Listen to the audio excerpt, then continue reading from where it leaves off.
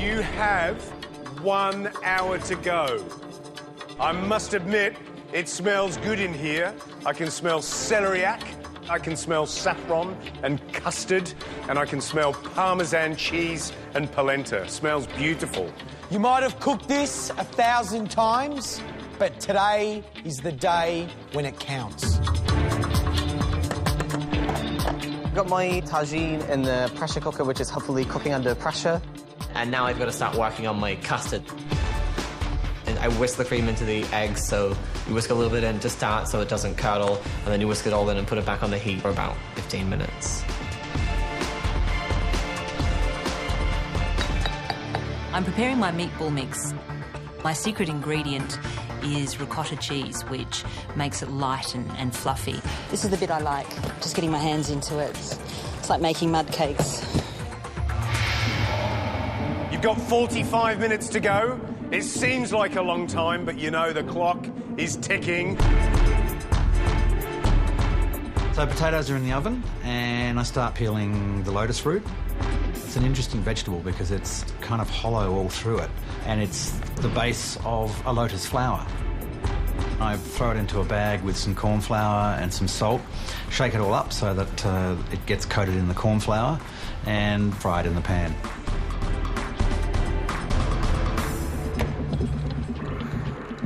George, I'm used to seeing Indira looking controlled in front of the telly and telling me what's going on in the world. There's a few cracks appearing. There's sweat on the brow, there's sweat on the neck. Is she under pressure? Meatballs and polenta.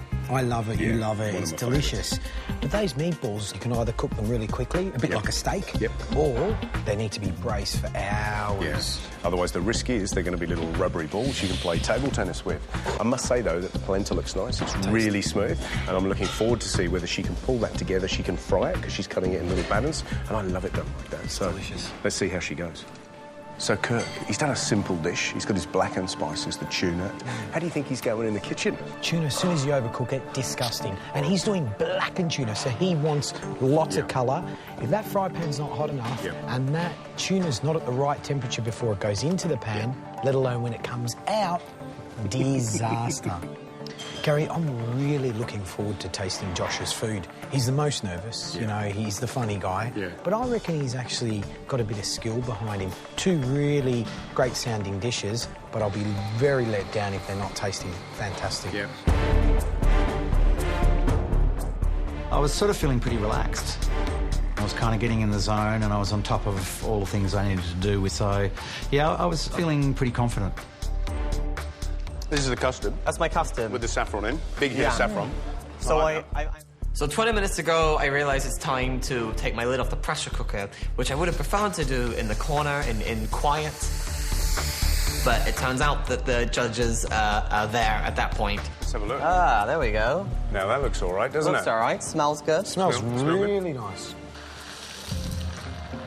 I'm going through the moment of truth now with my polenta because I'm trying to deep fry it, and if it hasn't set properly and if it's not cold enough, it will break apart inside the hot oil.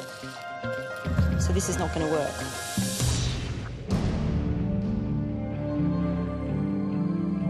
The outside of the polenta crisps are sticking to the spoon, and I'm realising this is going nowhere really fast. What's happened? I've tried to deep fry my polenta. Yeah.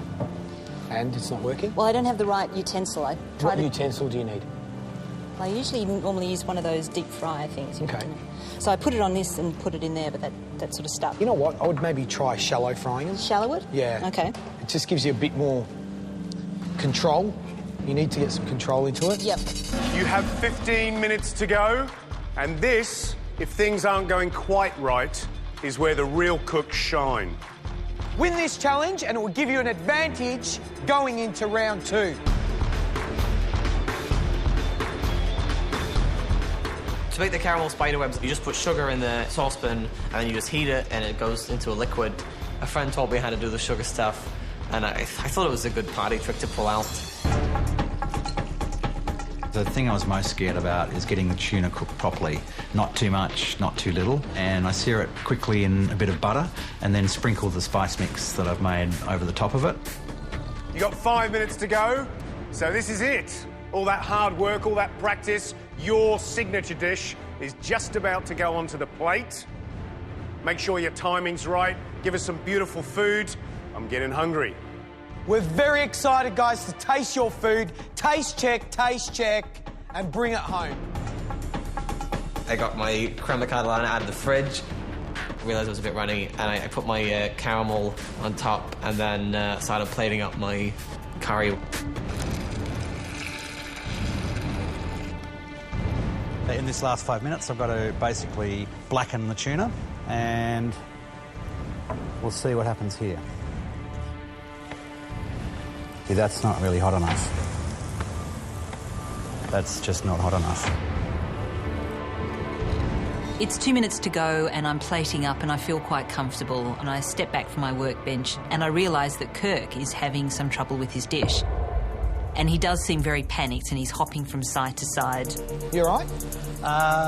Yes and no. What's the no? The no is that this didn't really get hot enough. Yeah. Hopefully it's kind of doing its business underneath. Yeah. But what I don't want it to be is too rare. Yeah. You know what? It's going to draw through. It's really thin. You've got just on a minute. It's not far. Yeah. You know what I would do? I'll get everything else on the plate. Come on, guys, you've got 60 seconds to go.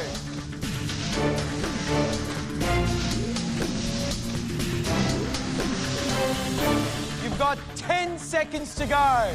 I'm still panicking because it's still a bit raw on the outside. 8. This could turn out to be like a sashimi dish on top of my celeriac. 3, 2, 1.